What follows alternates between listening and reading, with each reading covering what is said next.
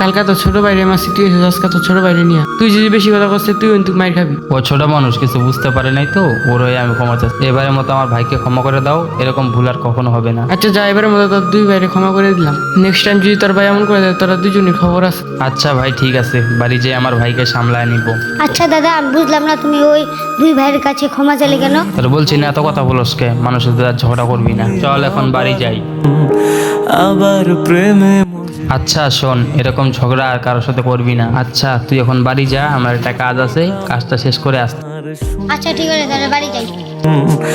আবার প্রেমে মজলি রে তুই কেন অকারণ, রোজ বুক ভেঙে তুই গেলি ওই দেখ রাজু আইতেছে। মেটে না কিরে একটু আগে না তুই ক্ষমা চেয়ে গেলি, এখন আবার তোর শোন তাহলে, তখন কিছু বলি নাই কেন? তখন আমার সঙ্গে আমার ছোট ভাই ছিল তাই কিছু বলি নাই, কারণ আমি চাই না আমার দেখা দেখি আমার ছোট ভাই এগুলো শিখুক। আমার সঙ্গে যদি আমার ছোট ভাই থাকে তাহলে আমি ভালো করেই চলাফেরা করি। নেক্সট টাইম যদি তোরা এরকম করিস তাহলে তোদের খবর আছে। এখন থেকে ভালোভাবে চলাফেরা শেখ। আচ্ছা দাদা, তুমি তাহলে যাও, এরপর থেকে আর কারোর সাথে খারাপ ব্যবহার করবো না। আচ্ছা তাহলে এখন আমি যাই।